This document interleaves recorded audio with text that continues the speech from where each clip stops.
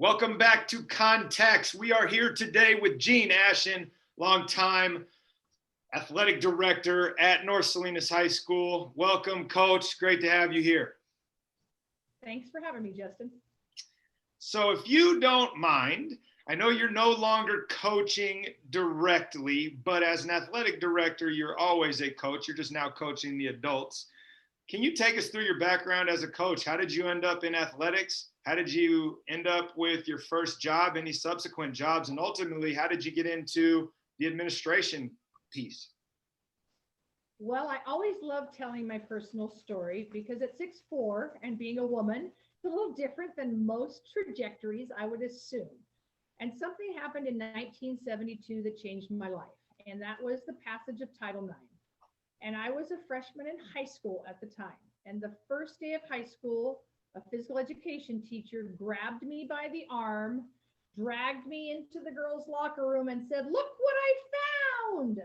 And that was my introduction to athletics and a locker room and the love and joy that come in those arenas that you don't see in a lot of areas of life. And I came from a Catholic grade school into a large public high school, and it was a huge transition. And athletics helped me with the connections of those students that I hadn't gone to school with. I didn't go to Notre Dame. I went to North Salinas High School. And so it was a time where I needed to make connections. And those connections came on in the athletic arena. And so I started in volleyball and then moved to basketball. And in the spring, I played whatever my friends were playing. One year I played softball, first base. One year I swam. I think 2 years I might have done track, but I really was a volleyball, basketball player. And there had been, North Salinas is the same age as I am at 62. And I love this place and I love it. I have loved it since the day I arrived. And there have been 3 women who have been athletic directors here. Fran Maycumber was my physical education teacher in high school. Margie Silvera was my athletic director, volleyball coach when I was in high school, and myself. And I think that should tell you a little bit about the tradition of girls and the importance of girls here at North Salinas High School. And my freshman year in high school, we played on the outdoor basketball courts with a penny. We had cookies and punch afterwards, and that's where we played basketball. My second year, I was allowed into the girls' gym, which is the small gym on our campus. To this day, some of the coaches will still say, "Hey, Mrs. Ashen, you want to come in the girls' gym?" just to kind of get my ire up a little bit. But by the time I was a senior in high school, we were playing in the main gym, in the boys' gym, in front of crowds. And we had some amazing male coaches at the time: Jim Forkham, Bob Steinbeck, just some amazing boys basketball coaches. And I was being recruited, and I was allowed to practice with them, but I could only practice with them if I helped them learn to jump rope. And I still am an amazing jump rope. It's the only CrossFit skill that I would say is in my wheelhouse. But double unders, I can do double unders forever. And it's funny because, the 20 somethings in my CrossFit class just look over there and probably want to just go, "What the heck?"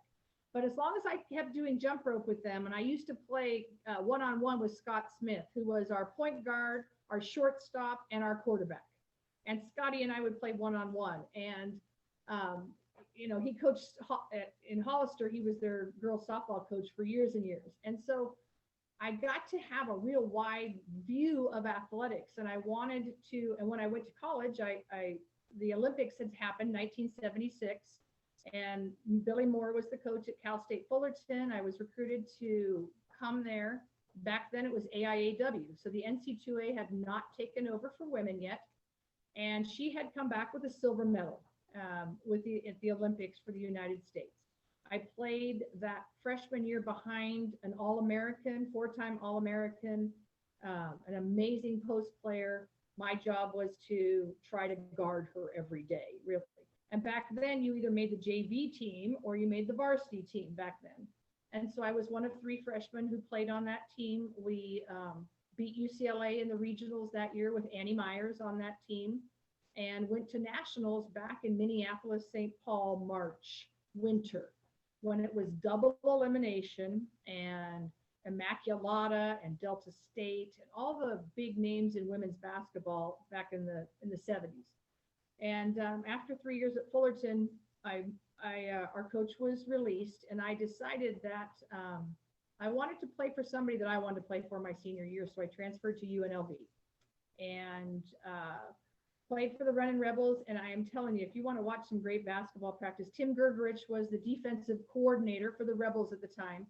We were allowed to go in anytime we wanted to watch as Lady Rebels. And there was some amazing basketball going on in that gym and some defense. And that's where I met, one of my best friends and some of the great connections. And she is actually the head coach at UNLV now. And she was the assistant coach at UCLA and head coach, Kathy Olivier. And she was my roommate in college. And so the nice thing was after college, they said, yeah, what do you want to do? I didn't know what I wanted to do, right? I knew I wanted to be an athletic director someday. So I stayed on at UNLV, got my credential. I swept the floor. I picked up the recruits at the airport. I took them down to the Strip and had dinner with them. And then the superintendent of Clark County said, I need a sub for the second semester. I said, all right, I'll do it. And I taught from 3 to 11 p.m. every night. And then at midnight, I'd go to the Strip and gamble a little while, and then I'd sleep and go back and do the same thing. So it was super fun. It was a great time. And then Kathy had got on. She was coaching at USC, and and said, "Hey, there's an assistant position job at UC Irvine." And I said, I think basketball was my love and still is my love. And I said, let's try it and see what happens. So I became the assistant coach at UC Irvine for the Anteaters under an amazing man, Dean Andrea. And I really enjoyed that time. But it was also a time where I was on the road a lot. I was up at Oregon at the camps. I was in Texas. I was in Louisiana. I was in Nevada. And I enjoyed to travel. I was in my 20s. And I thought that might be the way to go. And a man walked into the halls at UC Irvine. And he had on bright neon pink shorts. And I turned down the hall and I said, nice shorts, to this man. And he is now my husband. And he started the men's volleyball program at UC Irvine. And Bill was there. He coached at Laguna Niguel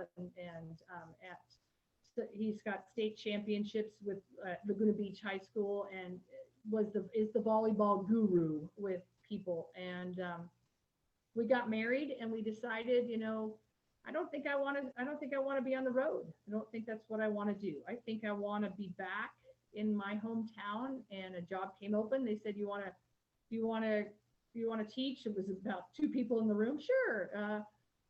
Well, okay, I'm pregnant. Well, that's all right. You'll be fine. You want to coach volleyball? Sure. Bill and I'll coach volleyball together. So that's how I came back.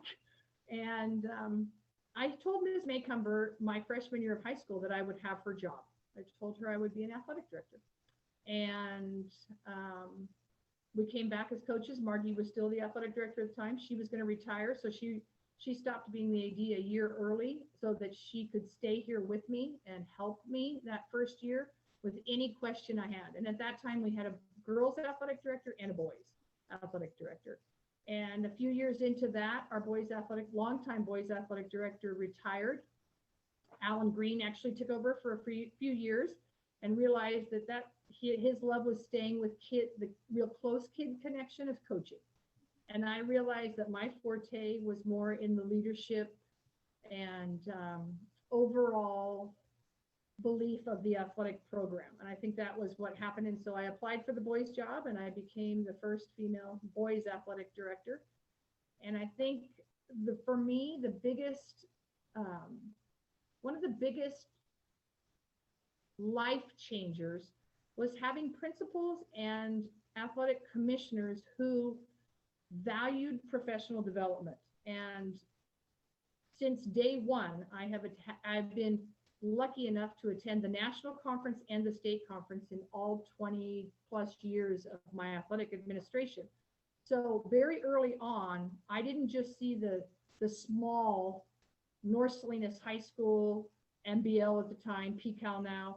I saw North Salinas High School, Monterey County, California, the United States of America, the international programs. And I realized very quickly that we all share the exact same love of student athletes, love of movement, and love of challenges. And those challenges seem to be the same in Indiana as they are in California, as they are in New York. And the beauty of having this global picture is being able to pick up a phone and say, how did you handle this? How can you help me? Help me understand this. What works for you? What part of this is about? So I have had the dream job of my life since I started. And the lucky thing, I think the unique part of here is almost our entire football staff are alumni. Not only are they only alumni, are almost all alumni, almost every one of them I had in class. Our varsity boys soccer coach is an alumni. Alan Green, our varsity boys basketball alumni. Varsity girls volleyball, our softball, Miss Medina is our, all of them are alumni who either were in my class or were in the transition time between the time I graduated and came back. And there's just something special about your high school. Mm-hmm. There is just something, a love. It's something that always is there. So that is a really long-winded explanation of how I ended up at North Salinas High School. I love it. And so many places we can go with that. And traditionally when I interview coaches, it's about, hey, what did you not know when you stepped in the room? And what do you wish you would have known then? And we're going to come to that. But I think in your situation, since you brought up the convention pieces that you've always attended, can you talk a little bit about how important that has been for you throughout your career in both establishing and growing your network of mentors and whatever else that has tangibly brought into your life? Because I think the concept of, hey, let me go to this convention is intriguing for most, but there's always a reason people don't do it. So give us your hard sell in, 3 or 4 bullet points as to why that has been transformational on your journey. That is the easiest question I've ever been asked. So I'm going to give a very specific example. One of the conferences I went to, there was an orthopedic surgeon. I don't remember his name now. He's a well-known orthopedic surgeon in the United States. He was the general session speaker. He said to all of us in the audience, there are 2 things you need to do when you get back to your school. You need to buy an AED and you need to buy breakaway bases. And then he showed us the most horrific slideshow of what happens with non-breakaway bases, right? With stationary bases. After we all were sitting there like this, I said, when I came back to the district, is we need breakaway bases and we need an AED on each one of our campuses. Well, today, an AED is the standard of care. Everywhere has an AED. All of us have breakaway bases. So every year I would come back with the newest standard, the highest regulation, along with the points that were coming up. I've taken 37 LTC classes, leadership training classes. Every year, when you see the new titles of the classes, you know what your job is going to be like. There are 4 classes right now that are being developed by the NIAAA. Tragic events in the high school, partnering with your parents, diversity, inclusion, equity, mental health of the student athlete. Where do you think athletic administration is going? When I first started, I made sure the bus was there. I made sure there were kids on the bus. I made sure there was a grown-up on the bus. I made sure the doctor had a tri-tip sandwich on the sideline and everybody else was fine. It's not like that anymore. And we have to remember about our 14 legal duties. And those legal duties transfer down to our coaching staff. So if I come back, and the beauty of it too is that I have a network now. If I share with the 4 of us in our district, and I share with the PCAL, and I share with the Central Coast section, and now as the NIAAA liaison for the state of California, I share with our entire state. Those those things that are just so important for all of us to know. And then the other aha moment I had at a national conference was, again, a general session speaker. And he said, you need to be a flashing, blinking neon sign for what you believe in. And to this day, when I get on an airplane and somebody guesses my job, that validates for me that I did the right thing and that I am a flashing, blinking neon sign for doing things the right way, doing things with integrity, doing things with a work ethic, doing things with a positive attitude. Not to toot my horn that I am the perfect person. I am by far the least perfect person. But I know when I deal with what I'm doing every day, the first question I say is, what is best for the students on this campus? Mm-hmm. Is this coach the best for them? Is this program the best for them? Is 2 days a week the best for them? 3 days a week? Do we need a rest day? Do we need this? What's best for our kids? And I think I learned that right away, is like, what's best for the kids has to be the driving force for all of us. And sometimes we get in the way of what's convenient for us as adults. But we can't keep doing that. And sometimes it's hard. So that's why it's so important to be involved with CSADA at our state association and at the NIAAA, at the National Association. Even in our section, we started our local association, and those bonds, we're singletons. We are one person on a campus. We're not in the history department. We're not in the art department. We're not in the English department. We have to get our knowledge from our colleagues. So I have learned so much from the 4 that I work with here. I am much older than them. I am the technological part, like just being on a Zoom meeting, Justin, is a big deal, right? So there is a lot of things I have to learn. And I honestly believe this job, I have never had the same day, never. In my 20 plus years have I had the same day on this campus. I write a list. I have my list. I cross things out. There are days I don't do one thing on that list. There are other days when all I do is hug kids or reassure kids or tell them everything's going to be okay. There are other times when I feel like I've got everything done, very rarely.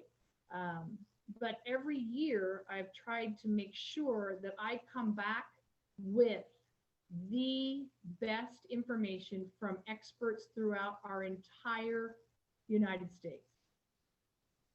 Absolutely, you do that. And it's great to have somebody that is there to digest it for us and make sure we're getting at a bare minimum the Cliff Notes version of whatever the new learning is, with the encouragement to go and learn in more depth. So I really appreciate that, and I'm sure my colleagues do as well. In regards to becoming a new coach or a new head coach or somebody falling into the seat that you're in for the first time, you have the luxury of having hired a ton of people over the years. And so the question may be a little bit different in how you answer it, but what are the things that most people, or even yourself, you feel still need to figure out when they take over as a head coach? Well, first of all, I would go back that most people consider it nagging. So I appreciate that you use the word encouraging, but I'm very good about planting seeds. I just try to plant seeds, and then I hope that those will come. And they usually do. But I would say the hardest part about being a coach, I think, today is I will often hear, I just want to coach. I hear that often. And those are the coaches who come in and sit and we talk. And I say to them, how can I help?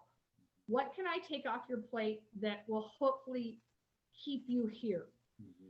And sometimes I'll hear people say, why do you fill those transportation forms out for them, Jean? They can fill them out themselves. And I say, because it's one tangible way for me to take something off their plate, because we cannot pay coaches enough.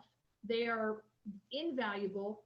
They are the most amazing resource that we have at our school sites. They make connections with kids.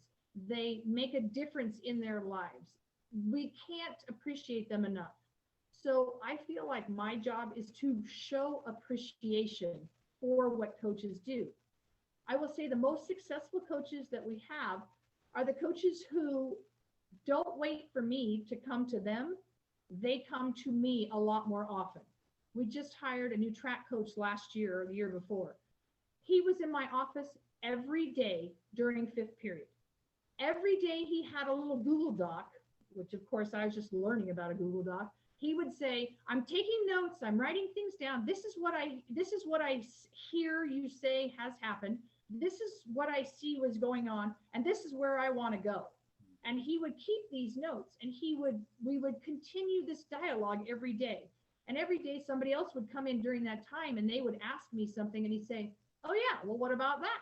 Or what about this? So those relationships with coaches who are not afraid to continue to have dialogue and to have the hard discussions, like just some of them are really difficult to have because we take things so personally in athletics and we spend a lot of time. And when somebody says, well, help me understand why you're doing that drill in basketball practice, they sometimes take it like, well, what do you mean? I run this drill the last 25 years. Well, maybe you shouldn't anymore, or maybe you should. But if you can't tell me why, then maybe you should revisit that. Yeah. So it's not, I think like I asked those questions when I was in high school, like Coach Baxter, why do you call me the best hooker in school? Because he taught me how to shoot a sky hook. That was one of my favorite shots. Now he couldn't say that anymore in 2020. However, I would say, right? Well, because Gene, we don't want that to get blocked, right? We want you to keep that position. You have nice long arms. It's one of those things we're going to get you really done. You're going to do the mic and drill every day. Why, Coach Baxter? So that blah, blah, blah, right? We should not take offense when somebody says, help me understand why we're doing this. The reason we take offense usually is, Coach, why are we doing that again today? That's different than, because teenagers don't have the skill to say, hey, coach, help me understand why we're doing this for the 25th day in a row. So I think those things are super important for coaches, is just to remember that those kids who are asking you questions, they may end up as your assistant in 5 or 10 years. Well, and the coaches that come to you and ask questions, they're trying to get better or trying to learn. And sometimes they don't, because they don't want to put undue burden on us thinking we're busy. And from my seat, and I'm sure from your seat, it's like the more questions you ask, the less I have to unravel later. So please come and let us get it going the right way to begin with. What would you, part of the day, you at least get to you get to see the people that you want. So often now we're stuck in an office. We have so much more paperwork to do. Our best time of the day is walking around and seeing you coach, is seeing you with your kids. But sometimes we got to have these one-on-one conversations. So come in. You know, my door is always open. Absolutely. I couldn't encourage anyone any more than that, because that is the best part. And even just sharing ideas, right? And asking the lacrosse coach, why do you do something? Because you might want to steal it for another sport. And I think that goes undersaid more often than it should. In regards to that, what would you say, and this is really kind of an open-ended, multifaceted question, what would you say is the best thing you do in your program that has the largest ripple effect on culture? And also, what are some of the best things you've seen in recent years coaches doing that you would offer as ways in which people can enhance their own programs or teams, and maybe something they didn't think would translate? So I saw that question on when you had talked to Golden about it. So I was thinking about that, is like, what does make for good or getting better or things that we want to do? And I think you're right. When you talk about, you use the word stealing, I use modify and adapt. When I see something from somebody else, I'm not afraid to say, hey, can you help me with this? And I would like to implement that. Our schools are all using positive behavior intervention and support. It's a program that goes from the positive, right? We look for the good as opposed to punishing the bad. Mm-hmm. So in athletics, we know, right? The more I praise in a way that's very objective, not in a subjective way. I mean, sometimes I praise with good effort, right? So, but other times I praise with, hey, Justin, I loved how you used that left hand today when you were going down the sideline. Great job of not getting it back into your right hand. Mhm. Well, we know that Justin wants to keep the ball in his left hand now because he wants my attention, right? That's what kids want, attention. I think coaches do too. So I look for ways to say, I really thought last night you did a super job with your substitution pattern. Maybe I didn't like the defense they were playing. Maybe I didn't like the offense they were playing, but I really appreciate it. I try to look for the good. So I assume positive intent. I look for ways, and then I try to acknowledge that with notes. I also make a lot of cookies, a lot of baked goods, of ways of just showing. Again, I think it goes back to showing appreciation for each other, and I would say that's been the biggest takeaway for me is trying to continue because I want people to want to stay. It's harder, right, to hire a new coach. I would love those coaches to stay. However, we all have to be on this growth pattern together. We all have to be saying, I want to get better every day. I want to get better every year. If a coach comes to me and I say something, like, hey, the Booster Club wants to pay for a NFHS class for you. And that coach says to me, I don't need that. I already know all that. Those are red flags to me. Mhm. Those are, you're not a lifelong learner. And if you're not a lifelong learner, then you're not going to last in this profession because we don't do a lot of the stuff I did in high school anymore. And if I saw coaches doing those things today, they wouldn't have a job. So if we don't work together to try to stay on top of the things we need to stay on top of, we're probably not going to be in this position for very long. So Absolutely. And I think I'm laughing because, I mean, even the stuff that happened in my era is probably or definitely not happening today and probably a little bit different in your era as well. So, what would you offer as advice to coaches who may or may not get a little bit provincial in the areas from which they're learning, right? As a basketball guy, I can't learn anything from the softball coach. How would you share maybe a anecdote or some advice in regards to getting people to, maybe take a step back, 10,000-foot view and look at what you can learn across different disciplines? well, I think it goes back to being a good teacher or a good coach. I taught health and physical education for many years, and I thought that I was a good teacher. But if I were to be asked to go teach nuclear physics tomorrow, I could teach nuclear physics if I learned about nuclear physics because I know what good teaching and good coaching look like. So watching good coaches and watching how they manage their team, watching how they develop a practice plan, watching how they develop their timeline, watching how they do outreach. Darren Jackson here at North Salinas High School does a program with outreach with kids at Christmas, right? Showing kids what it's like to have compassion, right? And empathy and those types of things, right? Though today I'm donating socks to the homeless for our FFA program. Mm-hmm. There are so many things that go into coaching, right? That we can learn so much from each other. And I think what happens, all of us are very territorial in coaching. And that to me is a sad piece where we look in teaching, right? We're all in a collaborative team. We're all collegial. We're sharing lessons. We're sharing these kind of things. And I say this to coaches today. I'm pretty sure that the Lakers knew what the Heat were going to run, right? I'm pretty sure they knew. However, it was about execution, right? So it's not about sharing. It's about sharing best practices with each other. And just like right now in voluntary conditioning, right? We're all doing body weight exercises. We're doing strength things on our own. We can look over and go, hey, I might want to do that tomorrow. Or, hey, that might be another thing.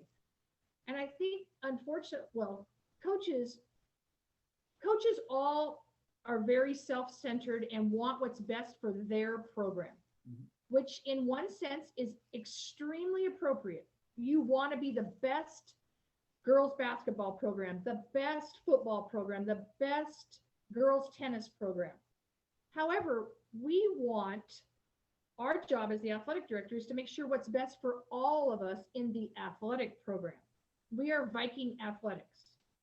We are part of Viking athletics. We are part of a bigger team than just your team, right? So you're a part of the nuclear family. We'll say your basketball team is your nuclear family, but you also have this big extended family that you want to be able to navigate the waters and negotiate with each other and collaborate with each other and say, hey, we've got this week overlap. Can we work this out with Mary or Johnny or Susie or whatever, right? So I think our job as the athletic director is to try and remind all those coaches that we are part of a bigger picture, the Viking community, and everything we do reflects on each other, right? I got my Columbia blue on at Big Five, and something happens that goes wrong. It's about those Vikings, right? I don't get the call that says, oh, blah, blah, blah. It's about, hey, your Viking was in the store and they were out, they were really loud or whatever, right? Or somebody kicked a soccer ball over my fence. It's your Vikings. So I think our job is to make sure that they know, but we want them to learn from each other and grow with each other too, to be part of that. Well, I think the advice that may have gone unsaid, but that was definitely alluded to, was as coaches, we're part of a bigger community on your campus and coaching staff. And often when we get tunnel vision about just running our team or our program, we forget that there are other people that can actually help us grow our own team and program, but also allow us to lift the entire success of the school. And it's something that I think you learn as you get a little bit older, how you can have these relationships that transform the culture of the program and the community, or you can just kind of blaze your own way and there's collateral damage that you may not even be aware of. How would you say that your approach to coaching / administrating over the course of your career has changed?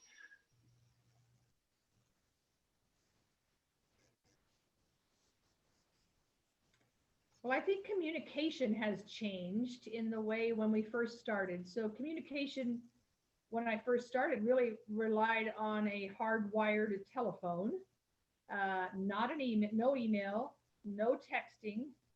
So the speed of communication has, I think, greatly increased, and the expectations, I think, for coaches have changed. So if a kid breaks their arm at practice and I don't happen to be there, the expectation is that I get a text right away.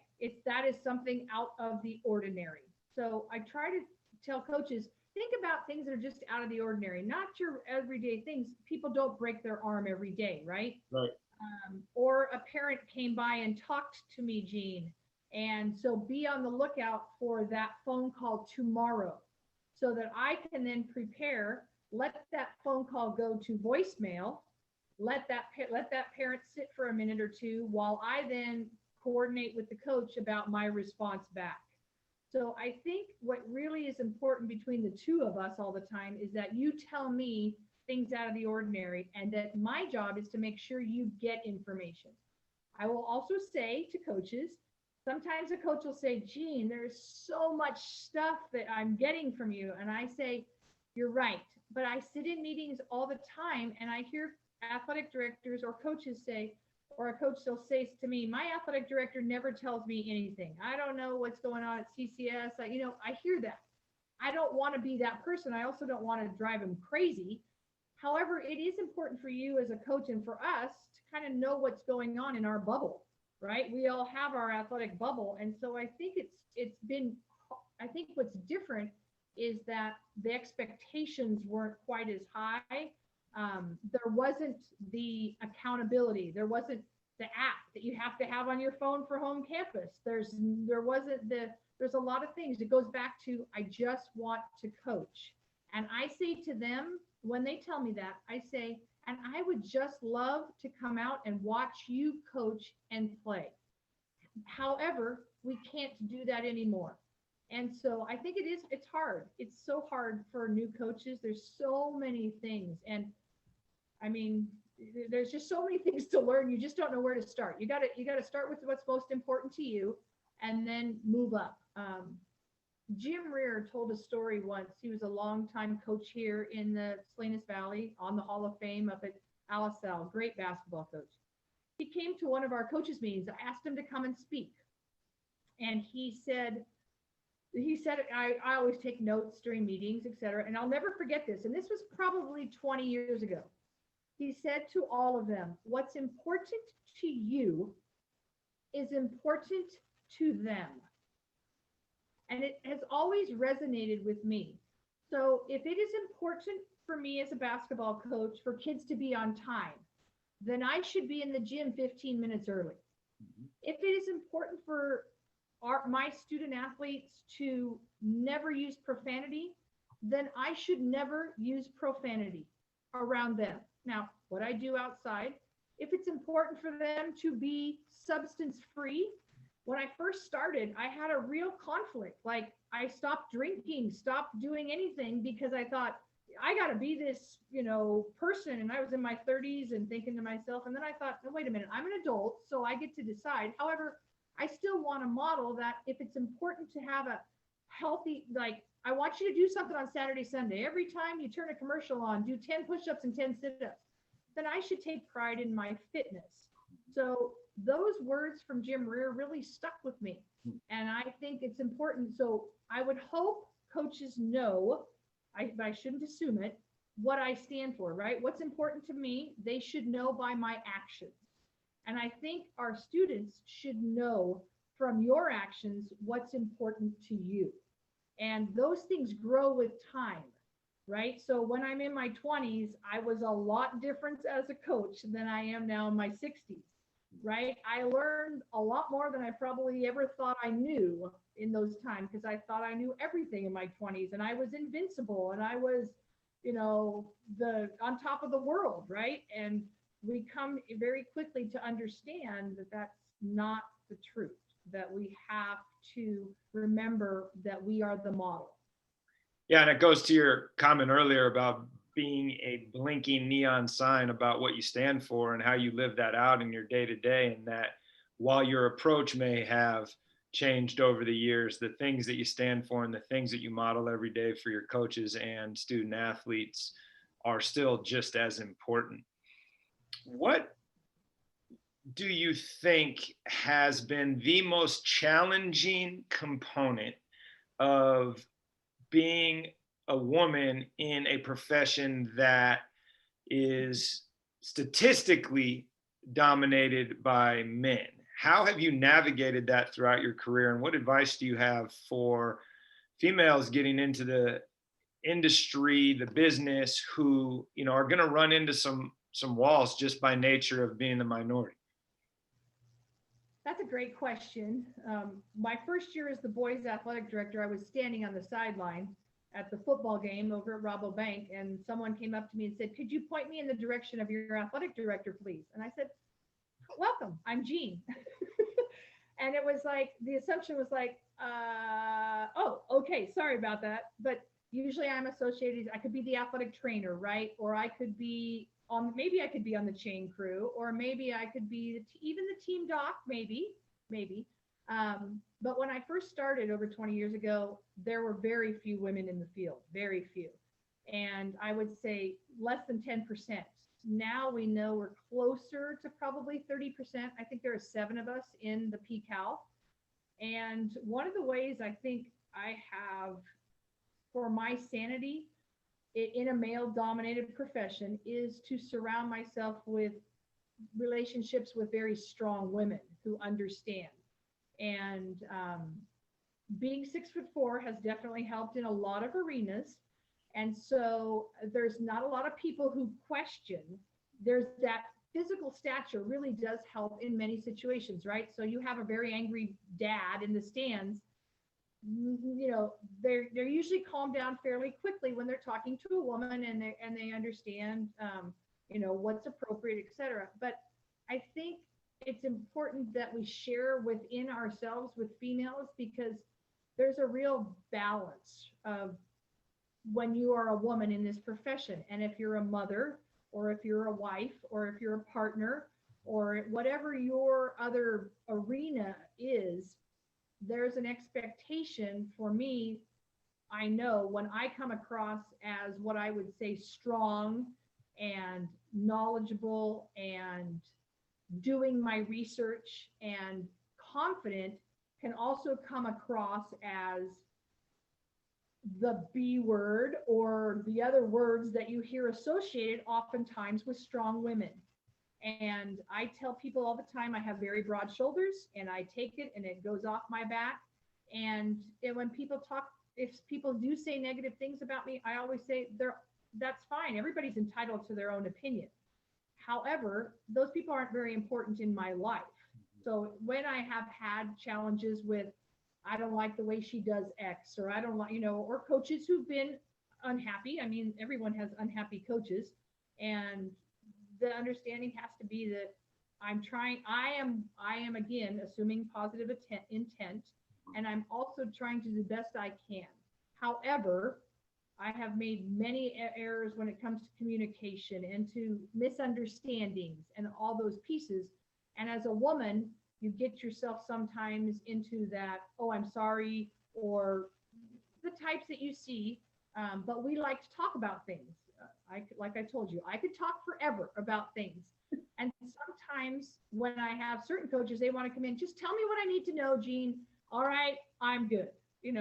Other coaches need more love and attention and that piece. So I think it's important for us as women to model for other girls in our school.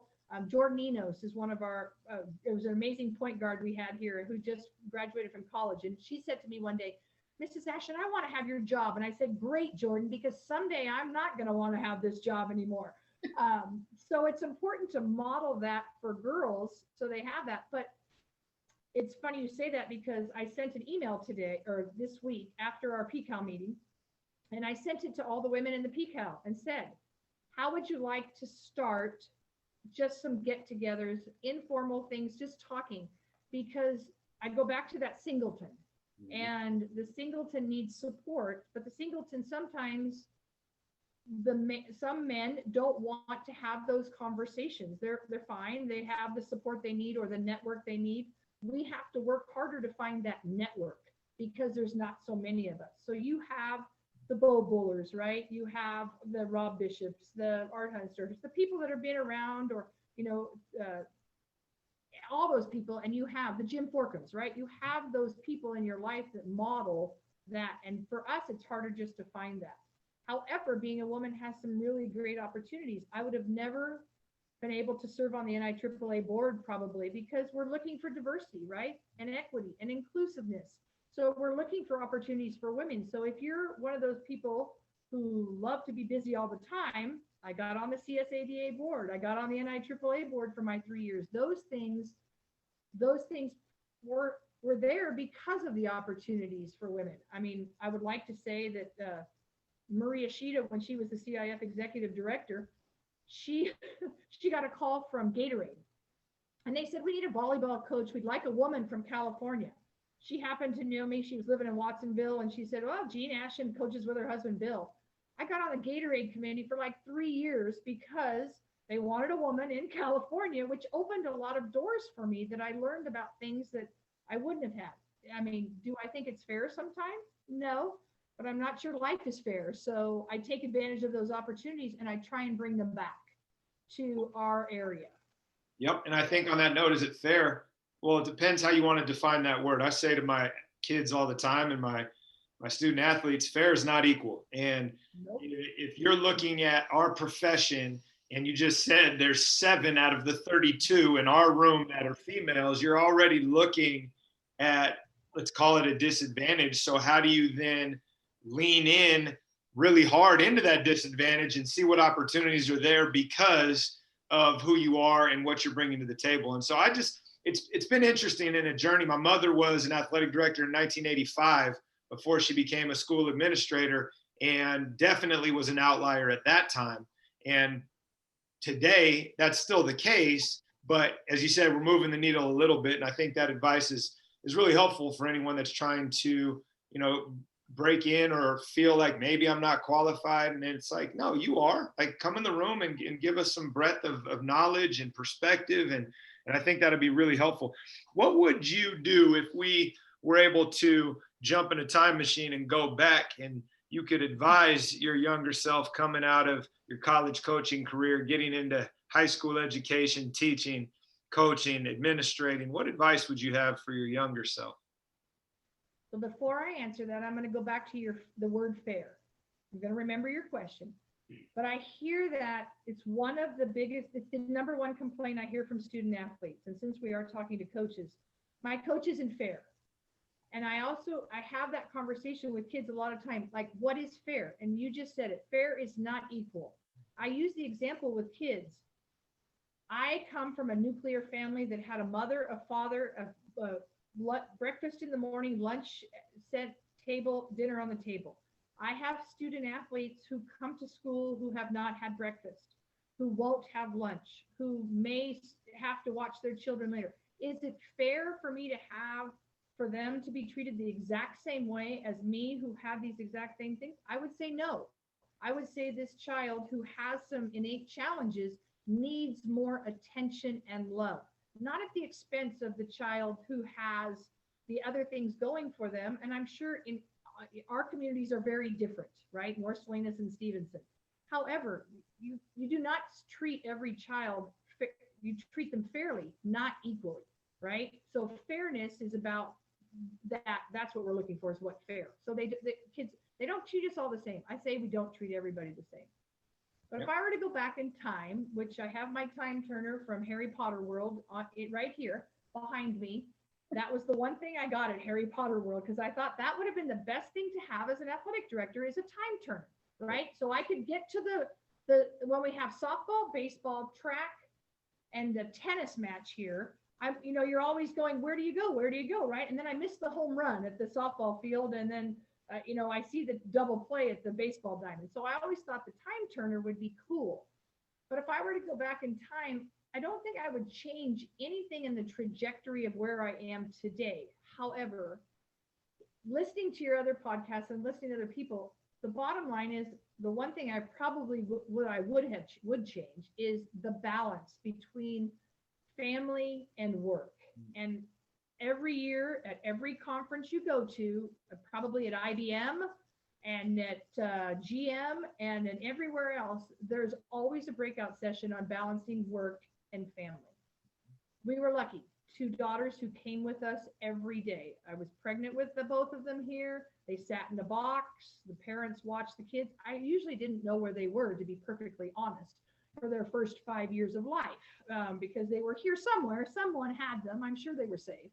And I know they were safe, but they did get to do a lot of things. They would come to conferences with me. When we were in Orlando, Bill flew them out at the end of the conference, and we did Disney World, and we did Animal Kingdom and Epcot Center and those types of things. So I tried to make those trips special where we could, but I would definitely go home earlier. And I would say to coaches and athletic directors, it'll be there in the morning.